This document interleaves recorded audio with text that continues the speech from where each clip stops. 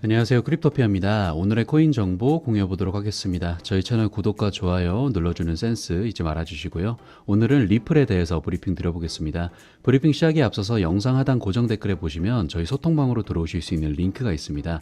저희 크립토피아는 일체 유료 정보를 없이 저희 코인 투자자들끼리 정보를 교류하고 또 본인의 보유 코인이나 상담 역시도 도와드리고 있으니까 부담 없이 참여하셔서 같이 공유하며 유익한 소통 채널이 되고 싶습니다. 많은 참여 부탁드립니다. 그럼 브리핑 시작해 보겠습니다. 일단 지금 리플 소송에서 제일 핵심으로 이야기가 나오고 있는 것은 두 소송 약식 판결에 대한 이슈죠. 법원이 4월 22일까지 약식 판결과 관련돼서 양측이 협의를 한 뒤에 결과를 법원에 보고하라고 한 상태인데 어떤 의견을 조율하고 협의할지 굉장히 궁금해지는 상황입니다. 근데 이런 상황을 두고 이 소송을 지속적으로 추적해왔던 제임스 필란 변호사가 의견을 내놨습니다.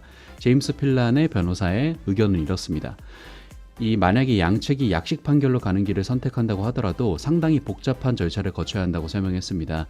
핵심적인 것은 양측이 이 소송에서 더 이상 추가로 제기할 문제가 없다는 것에 전부 동의해야 되고 이것을 짧은 문서로 주고받아야 된다는 점 등등을 강조했습니다. 간단히 말해보자면 양측이 추가 문제 제기를 안 하겠다고 하는 문서를 토레스 판사에게 보낸 뒤에 그 문서를 토레스 판사가 다시 검토하고 약식 판결이 정당한 게 맞는 것인지 알리고 문제가 없다고 판단되면 그 후에 일정이 정해진다는 거죠. 제임스 필란 변호사는 양측이 동의한 뒤 신청서를 제출하는 기간만 해도 다소 시간이 걸릴 수 있다는 점을 얘기하고 있는 거죠. 약식 재판이라는 게 조금 더 간결하게 끝낼 수 있다고 생각할 수 있지만 어느 정도 서로 합의점이 도출해야 한다는 부분에서 SEC와 리플 어느 쪽이 유리하든 서로 양보하는 과정이 필요하기 때문입니다. 또 여기에 하나 더 필요한 것은 제3자의 의견을 전달하는 아미코스 브리프를 검토해야 되고 이걸 다시 토레스 판사가 본 뒤에 결정하는 것도 시간이 필요한 것 등등의 모든 과정이 상당히 복잡하기 때문에 우리가 원하는 것보다는 느리게 진행될 수 있다는 점을 얘기했습니다. 관련 브리핑 일정이 상당히 궁금해지는 부분인데 이런 여러 가지 점들 때문에 빠르면 6월일 수 있지만 평균적으로 7월에서 8월은 예상해 볼 수 있고 브리핑이 종료될 때는 10월에서 11월은 돼야 될 것이라고 전망하고 있습니다. 또 여기에 중요했던 윌리엄 힌먼의 문서 공개 여부는 약식 판결이 보류되는 동안 결정이 나올 것이라고 말을 하고 있죠. 이것에 대해서 이 XRP 홀더들의 대변인격 역할을 하고 있는 존 디튼 변호사의 의견을 보면 원래 내 생각에는 소송이 빠르면 9월에 끝이 날 것 같고 늦게 끝나면 올해 12월까지도 생각을 하고 있었는데 지금은 생각이 바뀌었다라고 얘기했습니다. 원래 최상의 시나리오는 9월 달에 소송이 마무리되는 것이고 최악의 경우는 12월 달까지 가는 것이다 라고 말했지만 현 시점에서는 가장 최상의 시나리오가 12월이라고 합니다. 이 제임스 필란 변호사가 많은 사람들이 6월 달이면 약식 판결에 들어갈 수 있을 것이다 라고 하고 있는데 6월 달은 아니고 7월에서 8월까지는 시간이 걸릴 것 같다 라고 이야기를 하고 있어서 이 일정이 나오더라도 혹시 홀더들이 실망하지 말라고 이 제레미 호건 변호사도 보이시는 트윗을 남기기도 했습니다.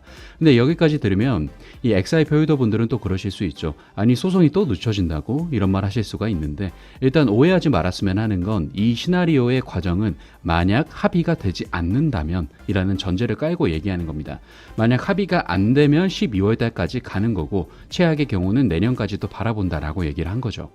이런 여러 가지 소송이 딜레이가 될 수 있다라는 의견이 나오는 것은 XRP 커뮤니티나 홀더들 사이에서 만약 최악의 경우에는 어떻게 될까요? 라고 물어봤을 때 이런 이유들 때문에 이렇게 될 것 같습니다 하고 가정을 한 거기 때문에 이렇게 된다라는 게 아닙니다. 모든 게 가정이란 소리죠.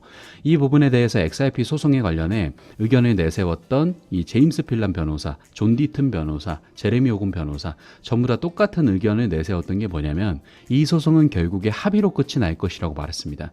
소송이 끝까지 딜레이 되면서 판결이 나오는 상황까지는 가지 않을 가능성이 훨씬 더 높다고 생각하기 때문에 합의를 하지 않는다면 이렇게 소송이 딜레이가 될 수 있다라는 이런 최악의 가정이 사실 큰 의미는 없다는 소리입니다. 여기에 이렇게 계속 소송이 가다 보면 리플과 SEC 둘 다 부담이 생기기 때문에 중간에 합의할 가능성이 있다라고 의견도 지속적으로 나오고 있는 상황입니다. 시간이 지날수록 SEC의 규제 권한 자체에 가지는 의문점이 커지고 있고 리플 쪽은 소송을 계속 가지고 가야 하는 리스크를 안고 있다 보니까 양쪽 모두 손해인 상황에서는 극적인 합의 도출로 이뤄질 수 있기 때문이죠. 특히 법원은 최근 들어서 리플과 SEC를 중재하고 상황을 정리하는 모습을 보여주려고 하고 있기 때문에 적당 수준의 벌금을 내는 정도로 합의가 이뤄질 수도 있다는 의견도 나오고 있죠. 하지만 어쨌거나 핵심이 되는 XRP의 증권 여부에 대해서 리플은 XRP는 비증권이라고 반드시 명시하고 싶을 것이기 때문에 SEC가 이것을 인정해 줄 것이냐를 생각해 본다면 여전히 합의가 무난히 진행되진 않을 것 같다라는 생각이 되기도 합니다. 일단은 한국 시간으로 4월 23일 토요일 새벽에 약식 판결 일정이 나오게 되는데 이 일정이 나와 봐야 구체적인 내용을 알 수가 있을 것 같고요. 합의는 결국 윌리엄 힌먼의 문서나 다른 것들로 인해서 결정되는 것이라서 계속 소송이 진행되면서 윌리엄 힌먼의 문서 공개 여부가 나오면 그때 소송의 판도가 바뀌지 않을까 생각이 들기도 합니다. 어쨌든 홀더분들은 이런 일정 잘 체크하셨으면 좋겠고요. 다음 일정이나 관련 문서가 나오면 다시 한번 영상으로 찾아뵙도록 하겠습니다. 그럼 여기까지 해서 오늘의 브리핑 마무리하도록 하겠습니다. 마지막으로 저희 크립토피아 영상 하단의 고정 댓글에 보시면 저희 소통방으로 들어오실 수 있는 링크가 있습니다. 저희 크립토피아는 일체 유료 정보를 없이 저희 코인 투자자들끼리 정보를 교류하고 또 본인의 보유 코인이나 상담 역시도 도와드리고 있으니까 부담 없이 참여하셔서 같이 공유하며 유익한 소통 채널이 되고 싶습니다. 많은 참여 부탁드립니다. 감사합니다.